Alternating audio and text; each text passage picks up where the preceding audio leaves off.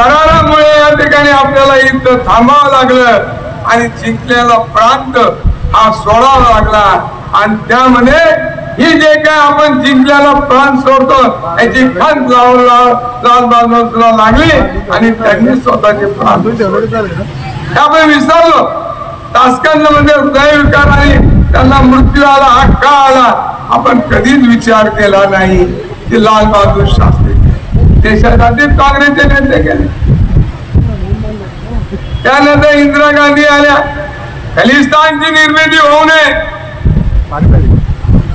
म्हणून आपल्या शहराचे 64 तुकडे करून घेतले, 64 तुकड्या. आणि या ठिकाणी या देशासाठी अखंड जाती आणि खलिस्तानची निर्मिती होऊ नये म्हणून काँग्रेसने या ठिकाणी सोनिया गांधींनी हा देश अखंड ठेवला आणि आपला जीव दिला. आपण विसरलो सगळे. राहुल गांधींनी काय केलं? राहुल गांधी या राष्ट्राची अखंडता राहावी, लोकशाही टिकावी, शेजारच्या देशामध्ये मी शांतता राहावी म्हणून काम केलं आणि त्यामध्ये आपलाही राजीव गांधींनी जीव कमवला. परंतु आज तुम्ही वाचलं नाही, कोणी का वाचलं असेल मला माहित नाही. आज सकाळमध्ये आलेलं आहे प्रियंका गांधीचं मनोगत. त्यांनी सांगितलं प्रियंकानी मी माझ्या वडिलांचे शहराचे तुकडे तुकडे त्या काँग्रेसच्या द्वारामध्ये आणले ते आमच्याकडे. माझ्या पतीचे माझ्या वडिलांचे मी या ठिकाणी शहराचे झालेले तुकडे तुकडे हे मी पाहिलं, माझ्या हाताने मी ते भरले. हे आज प्रियंका गांधीने आज आपल्याला सांगितलं आहे. आजच सांगितलं तुम्ही बघा. ही असली काँग्रेसची त्यागाची आणि विकासाची संरक्षणाची जबाबदारी असताना आपण मात्र काँग्रेसवाले गप्प बसलेलो. मी म्हणणार नाही चंद्रकांतजी तुम्ही गप्प बसले, पण आपल्याला या ठिकाणी लढायचं आहे. हा देश आपण स्वतंत्र काँग्रेसवाले या देशाचा विकास आपण केलेला आहे आणि या देश या ठिकाणी अखंड ठेवण्याचं काम डॉक्टर बाबासाहेब आंबेडकरांची घटना शाबत ठेवण्याचं काम आज या निवडणुकीमध्ये मोदी यासारखे या ठिकाणी देशाचे पंतप्रधान झाले. आपण या देशाच्या म्हणजे आपल्याला या ठिकाणी त्या भाडेकऱ्याला या ठिकाणी ही आपल्या घराची ताबा दिला आणि आज आपले हाल करून गेले.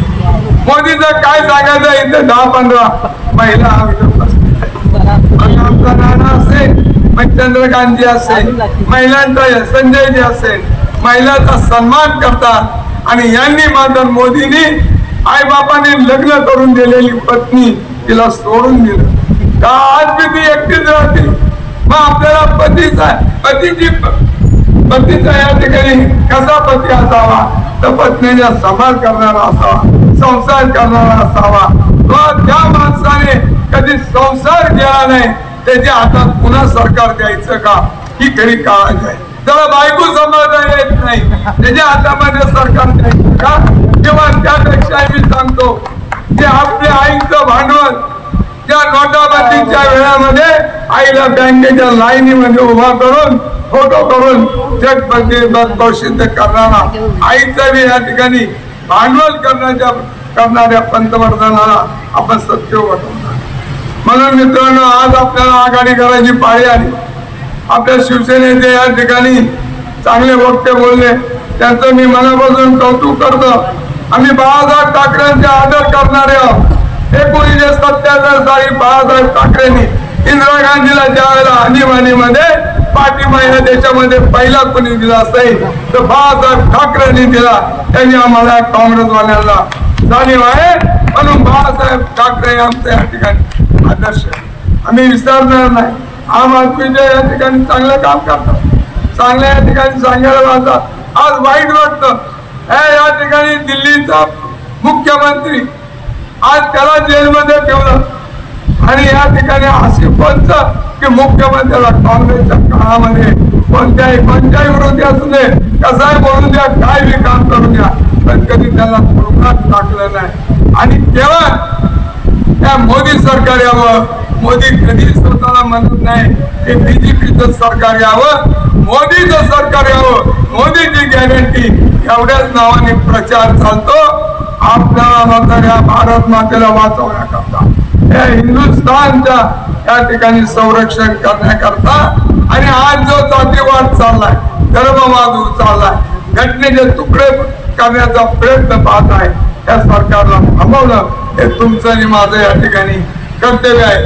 म्हणून मी आपल्याला विनंती करतो की हे जे भाड्याचं घर आहे, आज या ठिकाणी मोदी वापरले, त्या घराची मालकी ही आपली आहे. त्या घरातून पहिलं मोदीला काढणं हे तुमचं आणि आमचं काम आहे. पवित्र काम करूया. आणि लांबलेलं भाषण ताई मी इथेच संपतो. तुम्ही चांगल्या टाळ्या इतक्या वेळ नाही वाजवल्या, आता त्या माझ्या करता वाजवल्या की मी लवकर भाषण संपवू या करता वाजवल्या. मला याबद्दल काही बोलायचं नाही, परंतु 2 शब्द आले म्हणून बोलणं ही काळाची गरज आहे. आज तुम्ही मला बोलवलं आणि ज्यांनी टाळ्या वाजवल्या त्याबद्दल त्यांचे आभार व्यक्त करतो आणि माझं लांबलेलं भाषण संपवतो. जय हिंद, जय महाराष्ट्र. यानंतर माजी आमदार सभा लांबत चालली याची मला जाणीव आहे. मी काय तुम्हाला टाळ्या वाजवू देणार नाही. माननीय शिवरकर साहेब, आमदार संजयजी जगताप साहेब, नंदूकाका जगताप साहेब, शिवरकर साहेबांनी जेवढी नावं घेतली ती सगळी मी घेतली असं समजा. वेळ कमी असल्यामुळे बरीच काटछाट मी करत चालणार आहे. आणि गर्दी कमी असली तरी जे बसून आहे ते दर्दे आहेत असं समजून बोलणार. विचारवंत आहे असं समजून बोलणार आहे. आणि आतापर्यंत जेवढे वक्ते बोलले त्यातलं कुणीही काय सांगितलं नाही तसलं मी सांगणार. आणि हे तुम्हाला कायम उपयोगी पडेल असं मी सांगणार. सध्याची जी निवडणूक आहे त्याच्यामध्ये भारतीय जनता पक्षाचं सरकार निवडून द्यायचं की काँग्रेसच्या नेतृत्वाखालचं इंडिया आघाडीचं सरकार नेतृत्व द्यायचं हा फैसला आपल्याला करायचा. तिकडे प्रमुख 3 पक्ष आहेत, तिकडे प्रमुख 3 पक्ष आहेत. ही निवडणूक थोडी अशी वेगळी आहे. याच्या अगोदर काँग्रेस आणि राष्ट्रवादी लढायची, यावेळी शिवसेना आपल्या बरोबर आहे, आप आपल्या बरोबर आहे, मार्क्सवादी कम्युनिस्ट पक्ष आपल्या बरोबर आहे आणि शेतकरी कामगार पक्ष आपल्या बरोबर आहे. वंचितचा आपल्याला जाहीर पाठिंबा येत आहे. अशा परिस्थितीची निवडणूक यापूर्वी नव्हती. वेगळं काय तेवढं सांगतो. आणि उद्या 2 दिवसात तुम्हाला काही प्रचार करायला जमावं असं पण सांगतो. मोदी काय करतायत, कसं बोलतायत, काय करतायत ते थोडं लक्षात घ्या काँग्रेसच्या कार्यकर्त्यांनो. की ही आयडियोलॉजी आहे, विचारधारा आहे. आपली विचारधारा आहे सत्यमेव जयते. मोदीची विचारधारा आहे असत्यमेव जयते. आपली विचारधारा आहे अहिंसा, त्यांची विचारधारा आहे हिंसा. आपली विचारधारा आहे सर्वांना बरोबर घेऊन सर्व धर्म समभाव, त्यांची विचारधारा आहे फक्त हिंदू. हा मेन फरक आहे. ते असं का करतायत, मोदी असं का वागतायत, ते म्हणतात 1920 साली आम्ही सांगितलं की आम्हाला ज्यावेळी सत्ता मिळेल त्यावेळी ही घटना आम्ही ठेवणार नाही, ही घटना बदलू. म्हणजे हे ते 21 साली म्हणले होते त्याप्रमाणे ते वागतायत. हे हिंदू राष्ट्र आम्ही निर्माण करू हे 1920 ला म्हणले होते. त्यामुळे ते चुकीचं वागतायत असं नाही. लोकांना त्यांनी भुलवलं आणि स्वातंत्र्य ज्यांनी मिळवलं, रक्त ज्यांनी सांडलं त्यातले फार लोक आता शिल्लक नाहीत. स्वातंत्र्यानंतर जे जन्माला आले त्यांच्यावर त्यांनी प्रभाव पाडला, त्यांचा विचार त्यांच्यावर रचला आणि त्यांची मतं घेऊन ते बहुमतात आले. आपण काँग्रेसचा एवढा दैदिप्यमान इतिहास असताना सुद्धा आपण थोडं घाळ राहिलो, समजून सांगायला कमी पडलो आणि म्हणून आपण मागे राहिलो. ते सध्या काय बोलतायत, काँग्रेसवाल्याला सुद्धा गडबडतात. ते काय म्हणतात की पटेलांना पहिलं पंतप्रधान करायला पाहिजे होतं, नेहरूंनी अन्याय केला. मी महाराष्ट्र प्रदेश काँग्रेसचा प्रशिक्षणाचा प्रमुख आहे. काँग्रेसच्या कार्यकर्त्यांनी कुठं बोलावं, काय बोलावं, किती बोलावं, कसं बोलावं, कधी बोलावं हे 40 जिल्ह्यात जाऊन मी शिकवतो. आपण आपल्या कार्यकर्त्याला शिकवलं नाही, आपली आयडिओलॉजी समजून सांगितली नाही, हा आपला दोष आहे. आणि म्हणून आम्ही मध्यंतरी फार मोठं अभियान करून 40 जिल्ह्यात जाऊन हे सांगितलं. गमतीचा भाग असा की आपले काँग्रेसचे कार्यकर्ते सुद्धा म्हणतात की पटेलांवर खरंच अन्याय झाला, पटेलांना थोडं व्हायला पाहिजे. मला बाळासाहेब थोरात एक दिवशी मुंबईमध्ये म्हणले आपल्या कार्यकर्त्याला एकदा समजून सांगा हे काय खरं. तुम्हाला सांगतो, पहिली निवडणूक झाली 52ला आणि बहुमत आल्यानंतर नेहरू पंतप्रधान झाले आणि पटेल वारले होते 50ला. ते खरी परिस्थिती. आता ह्यात पटेलावर अन्याय होतो, पण काँग्रेसवाले सुद्धा म्हणतात नाही पटेलला एकदा चान्स द्यायलाच पाहिजे. अहो, पटेल निवडणुकीच्या आधी 50लाच मारले आणि पटेल आणि नेहरू यांच्यामध्ये इतकं एकमत होतं की त्यात पटेलांनाच वाटत होतं की नेहरू पंतप्रधान पहिले झाले पाहिजे. पण त्यांना काय नुसतं सोडून देतात आणि आपण त्याच्यावर डोकं खाजून बसतो, बोलत होतो. आणि म्हणून त्यांनी काही केलं नाही, नुसतं खोटं बोलत राहिले. 15 लाख खात्यात जमा करू, आता म्हणतात तो जुमला होता. 2 कोटी नोकऱ्या देऊ, शेतकऱ्याचं उत्तम दुप्पट करू, पेट्रोल त्यावेळी 60 रुपये होतं म्हणजे 30 रुपयावर आणू, ते 110 रुपयावर गेलं.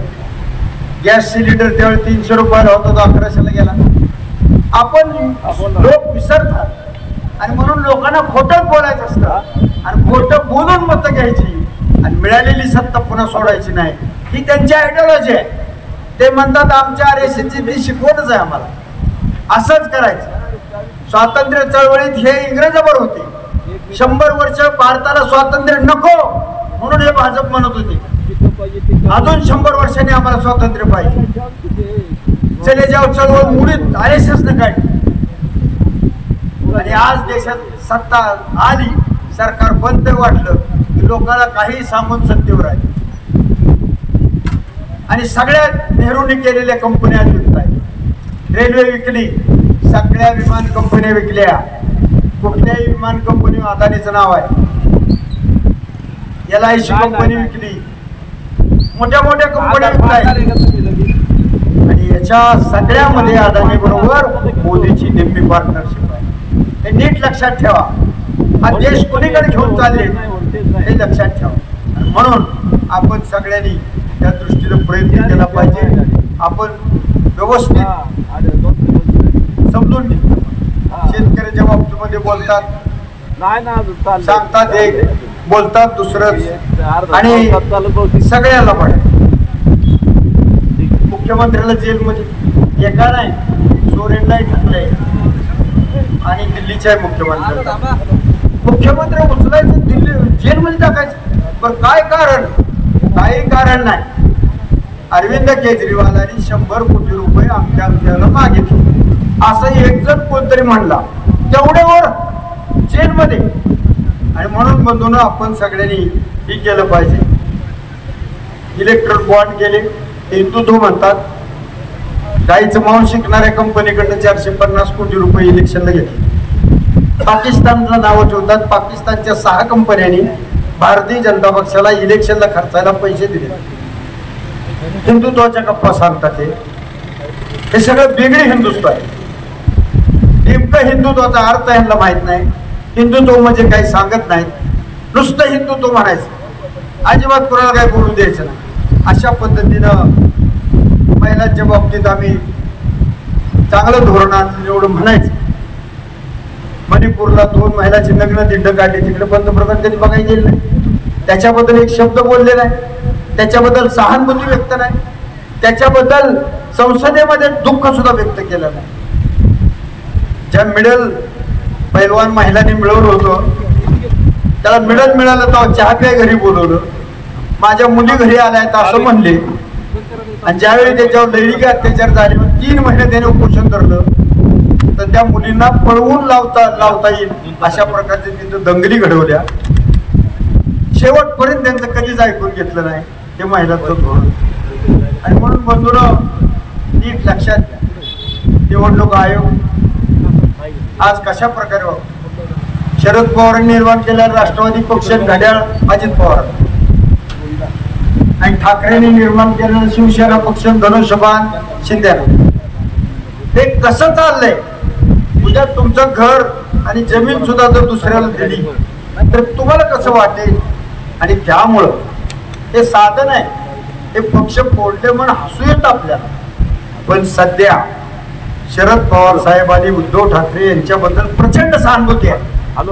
आणि म्हणून 35 ते 40 सीट महाराष्ट्रात आपल्या निवडून येणार, नीट लक्षात. आणि म्हणून आपण सगळे ईडी CBI काल ते अभिजित पाटील पंढरपूरचे शरद पवार आमच्या ते काय करतो 10 लाख टन विठ्ठल कारखान्यानं काळप केलं, त्याच्या सगळ्या साखर कारखान्यात सील लावलं.